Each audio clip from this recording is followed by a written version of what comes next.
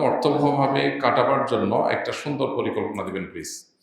রমজানকে অর্থবহভাবে কাটাবার জন্য বেশ কিছু পরিকল্পনার কথা আমরা বিভিন্ন সময় বলার চেষ্টা করি। এর মধ্যে নাম্বার ১ হলো রমাদান মাসে আমাদের ইবাদত বন্দেগী যেন সঠিকভাবে হয়, রমাদানের যে উদ্দেশ্য তাকে অর্জন সেটা যেন সঠিকভাবে হয়, সেটার জন্য গুনাহের যে রাস্তাগুলো আছে এগুলো সবগুলোর সাথে আমাদের কানেকশনটাকে ডিসকানেক্ট করা উচিত, যাতে করে আমার আমলগুলো নষ্ট না হয়।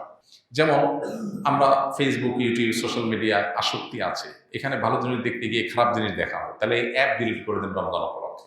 ১ মাসের জন্য দূরে থাকেন, দেখবেন আপনার ইবাদত এবং ভালো কাজের পরিবেশ মনোজগতে তৈরি হয়েছে। দ্বিতীয়ত, কখন কোন আমলটা করবেন এটার জন্য একটা প্ল্যান, একটা শিডিউল আপনি ফিক্স করে ফেলেন। আমি দিনের এই সময়টাতে এই কাজটা করবো, ওই সময়টা এই কাজটা করবো, বাস ফিক্স। এটা আমি ব্যতিক্রম যেন না হয় সেটা খেয়াল রাখবো, এটা করে ফেলতে পারেন।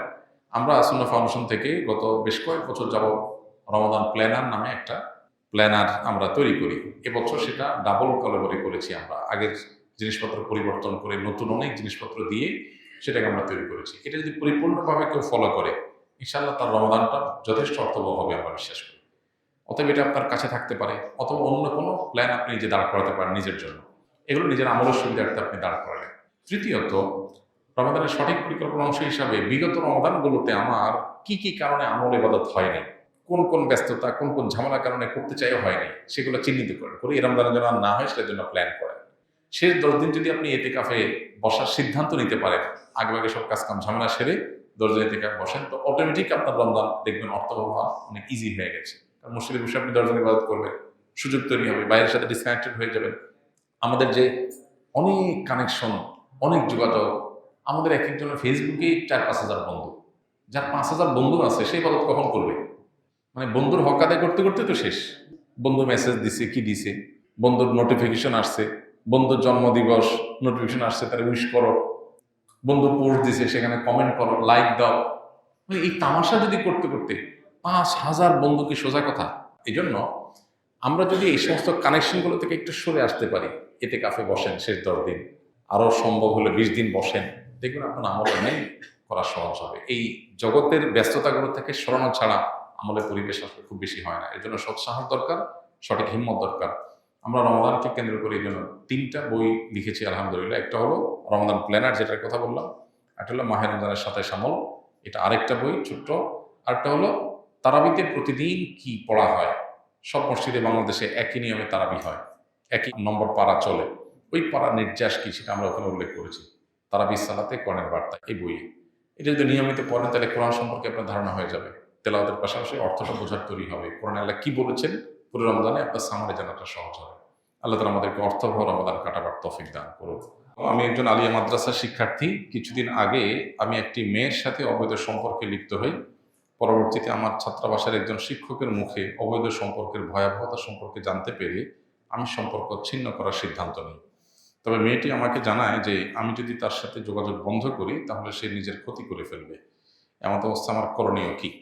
প্রথম কথা হলো যে হারাম কোনো কাজ থেকে কেউ যদি ফিরে আসার সিদ্ধান্ত গ্রহণ করে তাহলে সেক্ষেত্রে বিভিন্ন বাধা আসবে, এই বাধাগুলো তাকে দূর করার চেষ্টা করতে হবে। এখানে যে বাধার কথা আপনি বলেছেন যে মেয়ে নিজের ক্ষতি করবে, মানে আত্মহত্যা করবে বা এই টাইপের কিছু সে ইঙ্গিত করেছে, তো প্রথমত আপনার কাজ হলো তাকে বোঝানো, যতটা হৃদয়ের আকুতি দিয়ে আল্লাহর ভয় যেটা আপনার মধ্যে জাগ্রত হয়েছে সেটা তার মধ্যে জাগিয়ে তুলতে পারেন সেই চেষ্টাটা আপনি করবেন। এবং এই দূরত্বটা যে আল্লাহর খাতিরে, এটা যে কোনো ছল ছাতুরি বা ছলনা থেকে না, সেটি আপনি নিশ্চিত করবার চেষ্টা করবেন, তাকে আশ্বস্ত করার চেষ্টা করবেন।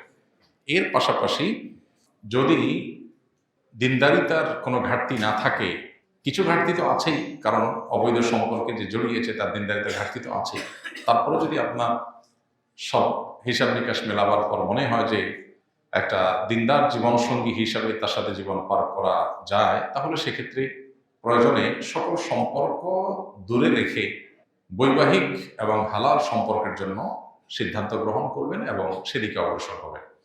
অবৈধ সম্পর্ক, হারাম সম্পর্ক, এটা শুধুমাত্র একটা গুনাহের বিষয় না। গুনাহ তো বটেই, এর কারণে জাহান্নামের শাস্তি তো আছেই, এর মাধ্যমে আমাদের ইমানের শক্তি ধ্বংস হয়ে যায়, তাকওয়ার শক্তি শেষ হয়ে যায়, আমাদের আধ্যাত্মিক ক্ষমতার শক্তি এগুলো শেষ হয়ে যায়, আল্লাহর সাথে কানেকশন ডিসকানেক্টেড হয়ে যায়।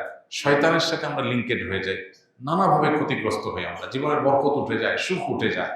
এই জন্য হারাম সম্পর্ককে না বলতে পারা এটা অনেক বড় একটা সিদ্ধান্ত, এবং এই সিদ্ধান্তের উপরে আপনার শুধু আখিরাত নয়, দুনিয়ার বহু কল্যাণ এটার উপর নির্ভর করছে। পৃথিবীতে যে সমস্ত সমাজে এই বিবাহ বহির্ভূত সম্পর্ককে তেমন কোনো দোষের বিষয় মনে করা হয় না, যারা এটাকে র্যান্ডম অন্য 10টা সাধারণ বন্ধুত্বের মতো মনে করে, অবৈধ অন্যায় মনে করে না, সেসব সমাজগুলোতে অনেক চকচকে তকতকে আপনার লাইফ বাহ্যিক এবং খোলা চোখে আপনি দেখতে পাবেন, কিন্তু ভেতরে একটু ঢুকলেই দেখবেন হতাশা, ডিপ্রেশন, অশান্তি এগুলো পরিপূর্ণ হয়ে আছে। এজন্য আল্লাহর জন্য হারাম সম্পর্ককে না বলতে হবে। এখন যাকে আপনি এতদিন হয়তো বিবাহ করবেন প্রতিশ্রুতি দিয়েছেন, ওয়াদা করেছেন, তিনি হয়তো মনে করবে আপনি কোনো কারণে প্রতারণা করছেন, এই জন্য তাকে আশ্বস্ত করবার জন্য সেরকম হৃদয়ের আকুতি দিয়ে চিঠি লিখে, মেসেজ লিখে, মেইল পাঠিয়ে তাকে বোঝাবার চেষ্টা করেন, এবং সেই সাথে যদি বিবাহ করার মতো হয় বিবাহ করে ফেলেন, বা বিবাহ করার প্ল্যান করেন, কিন্তু সম্পর্ক বলেন যে আপনার কোনো সম্পর্ক থাকবে না। এবং এরপরও যদি আল্লাহ না করুক সে ভুল কিছু করে, তাহলে সেটার জন্য আপনি হারাম সম্পর্ক কন্টিনিউ করে যেতে বাধ্য নন। কেউ যদি ভুল কিছু করবে সে ভয় দেখায়, বেশিরভাগ ক্ষেত্রে ভয়গুলো ভয় পর্যন্তই থাকে। তারপরেও আল্লাহর অবাধ্য হওয়ার কোনো সুযোগ নাই কোনো মানুষের দিকে তাকিয়ে। বিধায় এই জিনিসটাকে খুব শক্ত হাতে যেমন ডিল করতে হবে, ঠিক একইভাবে খুবই সচেতনতার সাথে ডিল করতে হবে, যাতে করে সাপও মরে লাঠিও না ভাঙে। আল্লাহর অবাধ্যতা থেকেও আমি সরে আসতে পারি, আবার যেন কোনো অনাকাঙ্ক্ষিত কিছু না হয়। যদি আমি দুইটাকে একসাথে কম্বাইন করে বা আপনার দুইটাকে একসাথে আমার কনসিডারেশনে এনে আমি করতে না পারি, তাহলে আমি কনসিডার করবো আল্লাহর বিধান। সো আল্লাহর বিধান রক্ষা করতে গিয়ে যদি কোনো মূল্য দিতে হয়, ফাবিহা ওয়া নি'মা, আমি প্রস্তুত, এতটুকু থাকতে হবে। এটাই হল তাকওয়ার দাবি।